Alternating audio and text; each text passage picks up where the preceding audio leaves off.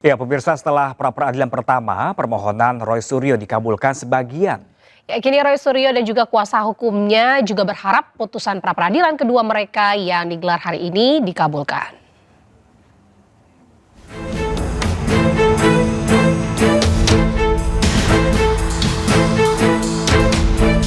Pengadilan Negeri Jakarta Selatan akan membacakan putusan pra-peradilan kedua Roy Suryo. Pra-peradilan kedua ini diajukan Roy Suryo untuk menilai keabsahan penetapan status tersangkanya yang menggunakan pasal 32 Undang-Undang ITE.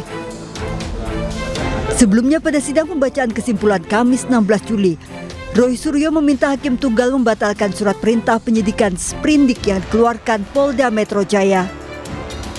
Jadi artinya dengan adanya fakta-fakta ini termasuk fakta-fakta persidangan ahli dan tidak ada saksi di pra-peradilan yang kedua, kami mohonkan kepada Hakim Tunggal itu untuk menggunakan benar-benar pikiran dan kebijakannya, karena hakim itu kalau sudah menyampaikan putusan itu adalah putusan yang harus diikuti oleh semua pihak, dan moga-moga itu akan menjadi keputusan yang terbaik pada hari Senin tanggal 20 Juli tahun 2026 jam 1 siang.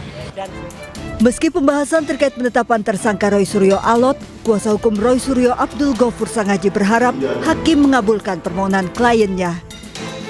Karena berdasarkan ahli yang kemarin dihadirkan oleh Polda Metro Jaya, ahli justru tidak mampu menguraikan apa yang disebut dengan bukti surat atau alat surat dokumen elektronik dalam konteks pengenaan pasal 32 dan pasal 35 Undang-Undang ITE.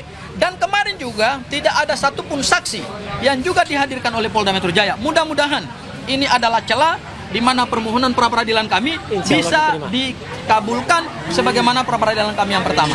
Dan sementara saksi ahli pidana yang dihadirkan Polda Metro Jaya, Profesor Erdianto Effendi, membantah pernyataan kubu Roy Suryo. Ia menilai permohonan pra-peradilan Roy Suryo berpotensi akan ditolak karena substansi tuduhan berkaitan Undang-Undang ITE tidak bisa masuk dalam pra-peradilan namun di pokok perkara. Nah, jadi biarlah hakim pra-peradilan, dalam hal ini Hakim Tunggal, Pak Ketut, yang akan nanti memutuskan ya apakah keberatan yang diajukan oleh pemohon terhadap penetapan tersangka atau pemilihan pasal itu sesuai atau tidak.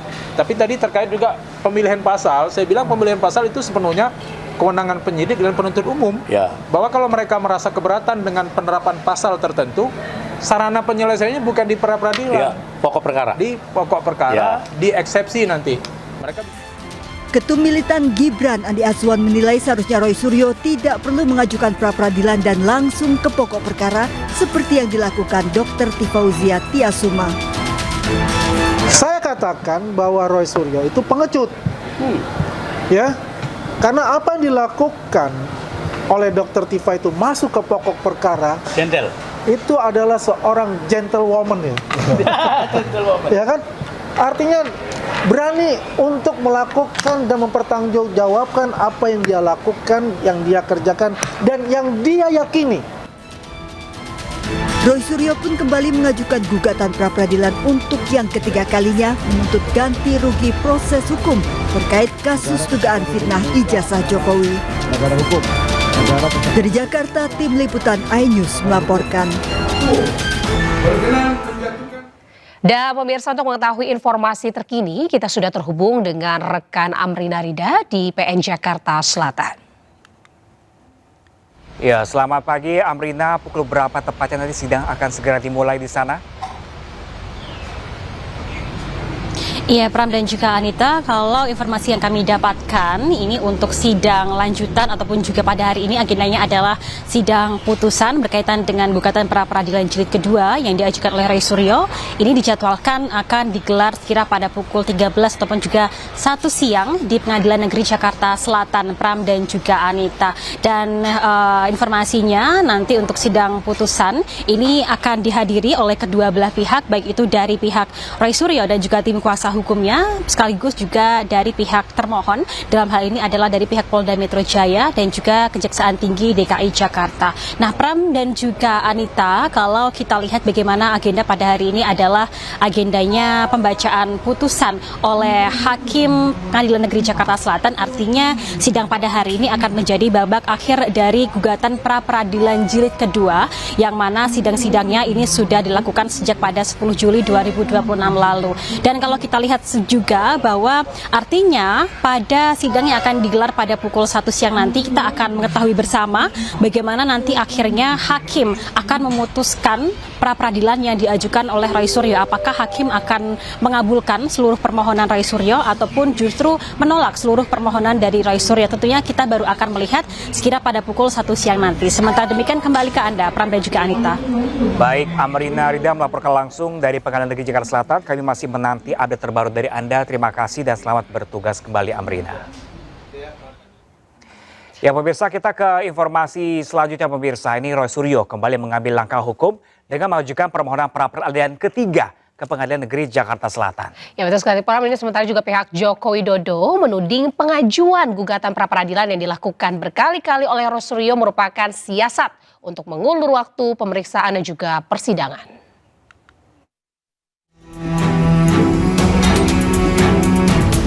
Kasus hukum terkait tudingan ijazah palsu Presiden ke-7 RI Joko Widodo kembali memanas. Di tengah masih bergulirnya pra-peradilan kedua, pakar telematika Roy Suryo kembali mengambil langkah hukum dengan mengajukan permohonan pra-peradilan ketiga ke Pengadilan Negeri Jakarta Selatan. Berbeda dari dua permohonan sebelumnya, kali ini Roy mengajukan gugatan yang berfokus pada tuntutan ganti kerugian terhadap jajaran Polda Metro Jaya dan Kejaksaan Tinggi DKI Jakarta. Kuasa hukum Roy Suryo, Refli Harun pun meyakini hakim akan mengabulkan gugatan ini. Yang kami ajukan untuk yang ketiga ini bukan pasal 35 ya Undang-Undang ITE, tetapi permohonan ganti rugi. Jadi permohonan ganti rugi itu menyusul kemenangan kami di dalam pra-peradilan pertama. Karena pada pra-peradilan pertama sebenarnya ada permohonan rehabilitasi dan ganti rugi kan. Tapi ganti ruginya tidak dibunyikan, rehabilitasi dibunyikan. Tetapi hakim mengatakan itu harus permohonan terpisah. Karena permohonan terpisah ya kami ajukan lagi dan rasanya tidak ada halangan untuk dikabulkan. Hanya mungkin dikabulkan berapa besarnya ganti rugi itu kan. Pihak Jokowi menilai pengajuan pra-peradilan yang dilakukan berulang kali oleh Roy Suryo hingga gugatan kedua dan ketiga tidak logis. Gugatan pra-peradilan ini dinilai sebagai taktik Roy untuk mengulur waktu ke persidangan dan menghambat proses hukum. Dengan pengajuan pra ketiga kan semakin terbukti dugaan kami bahwa ini untuk mengulur-ngulur perkara, yang berarti kok tidak confidence Bang Roy maju dalam persidangan dengan segala pembelaannya.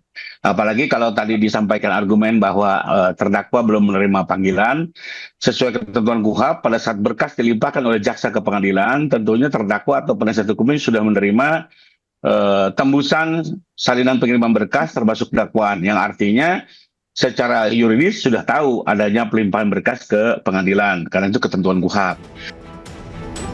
Dengan pra-peradilan ketiga yang kini menuntut ganti kerugian, proses hukum terkait kasus dugaan ijazah palsu Joko Widodo kembali menjadi sorotan karena sejumlah gugatan diajukan Roy Suryo secara beruntun terhadap aparat penegak hukum yang menangani perkara tersebut. Dari Jakarta, Tim Liputan iNews melaporkan. Siapa nih? Ya pemirsa, tidak seperti rekannya Don Rito setelah jadi tersangka dan diperiksa penyidik, ex-Jampitsus Febri Adriansyah masih berkeliaran. Ya, ahli hukum pidana desak penyidik segera menahan Febri karena potensi menghilangkan barang bukti.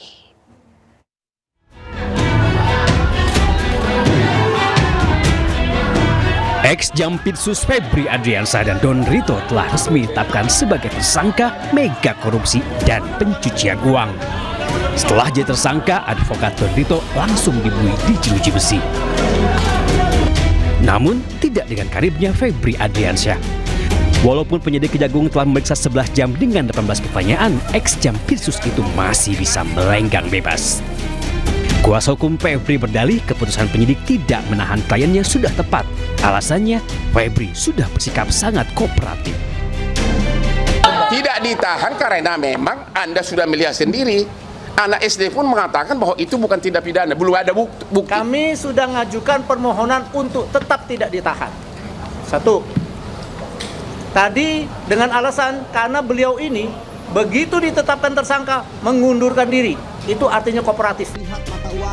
Pakar hukum pidana Abdul Fikar Hajar tampaknya tidak sependapat.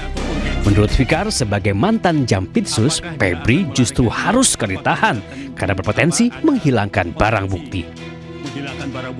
Nah, menurut saya dengan kedudukannya seperti sekarang ini, ya, atau mantan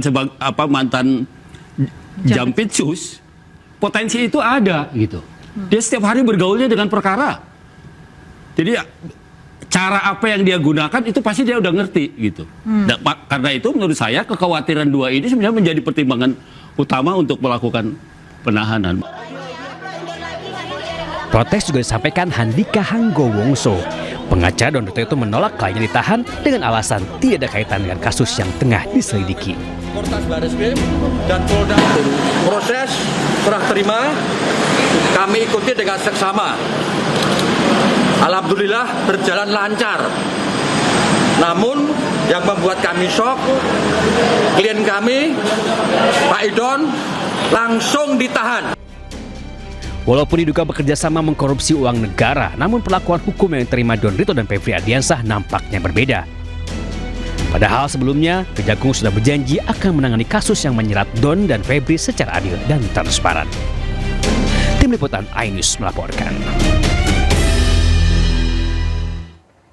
Pemirsa, usai diserahkan ke Kejagung oleh Polda Metro Jaya, tersangka 3 kasus dugaan korupsi Don Rito langsung ditahan Kejaksaan Agung.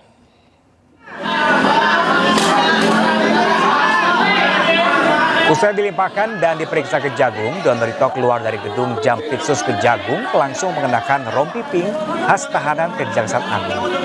Ia langsung masuk ke dalam mobil tahanan tanpa menyampaikan pernyataan.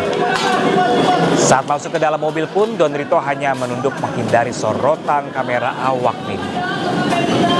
Selain Don Rito, Kejagung menerima 1 tersangka lain yang dialihkan dari Polda Metro Jaya, yakni ex-Jampitsus Kejagung Febri Ardiansyah. Namun tidak seperti Don Rito, Febri hingga kini belum ditahan.